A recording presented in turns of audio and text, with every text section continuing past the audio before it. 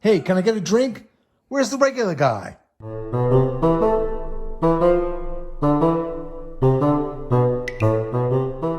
Hello, friends and fellow part-time bartenders.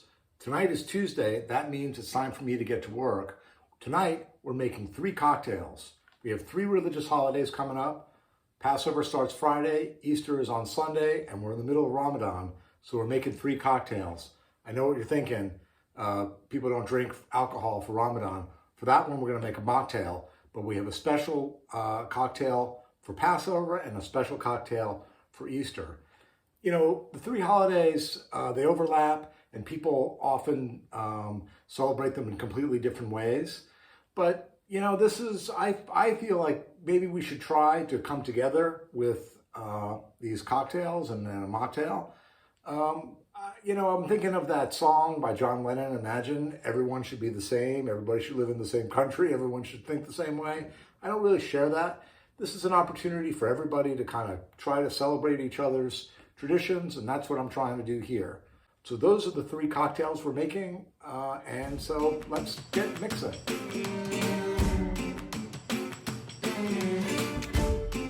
Slivovitz is a brandy made from plums. And the reason it's appropriate for Passover is because observant Jews don't eat bread, but they also don't drink beverages, alcoholic beverages made with corn or grain or rye or anything like that. So traditionally, Schlindovitz was always the alcohol for Passover. Like a typical sour, it's 1.5 ounces of the Schlindovitz. Then it has the lemon juice for the sour. I freshly squeezed that.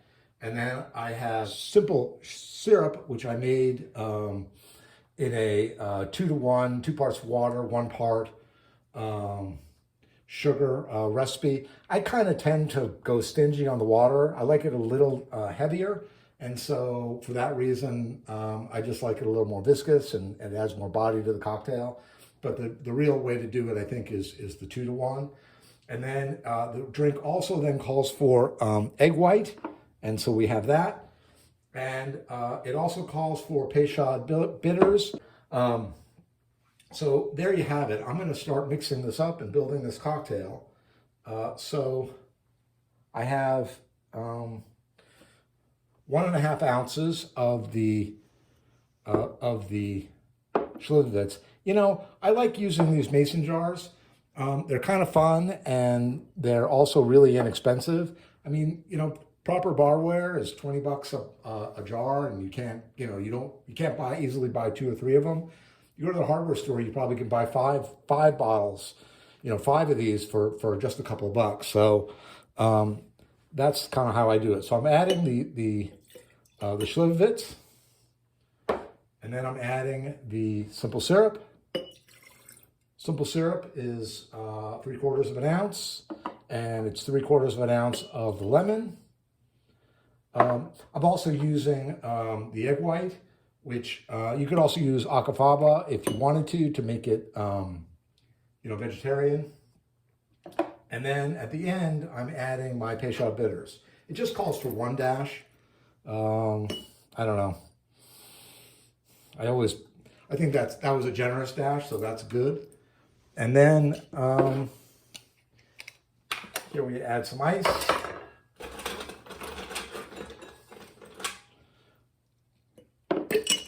And so we're going to mix it.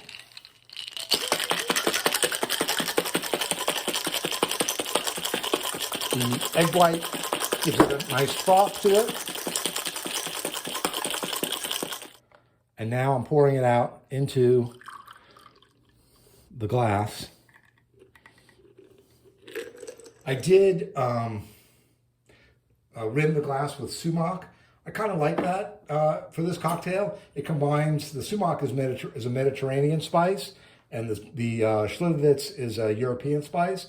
So it combines the 2 Jewish traditions of European Jews and Middle Eastern Jews, the Ashkenazi and the Sephardi.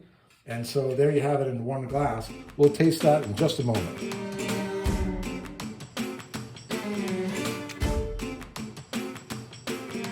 Okay, so now we're making the Easter cocktail. A Gordon's breakfast. It's an alternative to a Bloody Mary. Like a Bloody Mary, it has some vegetable element to it, and it's a very nice cocktail. And I guess Gordon is a reference to Gordon's gin, but today we're going to be using the competitor, which is Beefeater, and then it is 3/4 of an ounce of lemon juice and 3/4 of an ounce of simple syrup. And what else do we have here? Then you add some lime wedges and some cucumber slices. So it all kind of goes in there. You see, you got the vegetables. One thing I always love about a Bloody Mary is you kind of get a salad out of it too. So this kind of has that same quality to it. And it has some salt and pepper at the end and some hot sauce to garnish it with. So here, let's build that cocktail. And again, I'm going to use one of my famous mason jars. And so I think what you do here is you put the lime in, 5 or 6 wedges of lime, add in our 3 wedges of cucumber. And so I'm gonna muddle that. I think one thing they say about this recipe is don't get overzealous with the muddling. Do a nice muddle, but don't smash it up too much. You don't want to get too much bitterness from the lime peels. And then to that, we're going to add our gin. And we have our simple syrup. And we have our lemon juice. And so it's not a shaken cocktail per se. I mean, it is shaken, but it's not vigorously shaken like other cocktails. It's just just a few little shakes like that here. And then you take your glass, which you've chilled, which I've chilled, and into that goes this mix. The whole thing goes right in there. It's very nice. And then you can add some pepper. And a little kosher salt to kind of finish it all up. That's a Gordon's breakfast. Boy, it's a really good one. We're going to taste it in a second.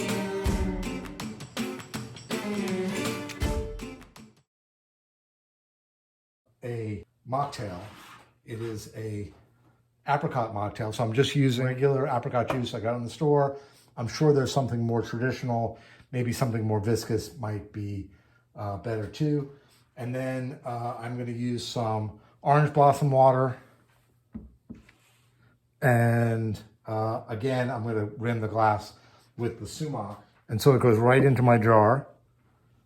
I have about 5 ounces of the apricot juice, and I have more than a dash, a bar spoon, 1/4 of an ounce of the orange blossom water. Boy, this stuff can really overpower things, so I would be gentle with that. And then I would add some ice to the mix, right in there. Technically, you're not supposed to shake this because there's no citrus in it, but I'm just going to give it a little shake. It's very easy to do in here. And then pour it right into my glass. You know, I think with a mocktail, the more you dress it up, the more it feels like a cocktail. I've rimmed the glass here with the Sumac. And now I'm going to pour this in here with the ice and dress it here with just a lime wedge. Again, you know, garnish it however you want, but it's really nice for this kind of cocktail. You could certainly garnish it, and rimming the glass really helps too. And so I think there's an apricot drink called a Kumar al-Din that is traditionally drunk after the fast during the day, during Ramadan, and that's kind of what I'm riffing off of. Obviously, you could also just add some soda water to this to really kind of, fill it out a little bit. But all in all, I think it's a nice, refreshing mocktail. Right, so here we have the 3 cocktails. This is the Schlindovitz Sour.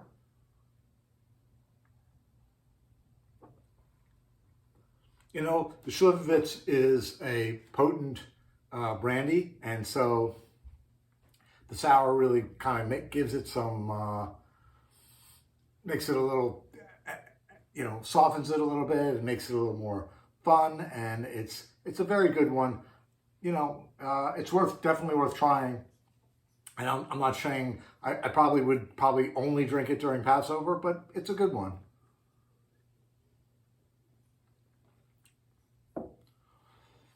The next one is the Gordon's Breakfast, which is the Sasha Prochowski recipe.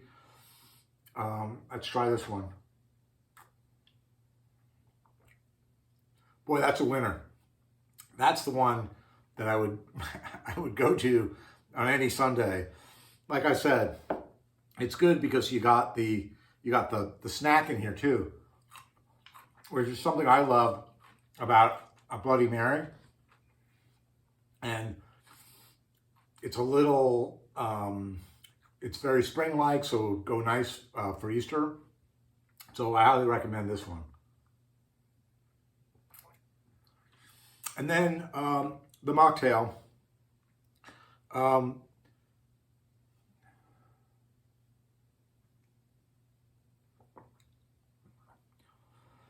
The orange blossom water really kind of brings out a new element to it, so you don't feel like you're just drinking apricot juice. And the sumac really does add some complexity to it. So I actually like that one the next best. I mean, I hope I don't get beaten up at my Seder on Friday night, but boy, this Gordon's Breakfast is a really great one. The mocktail is good for people who don't drink alcohol and want something different. It's nice with the. I'm glad I added the soda at the end.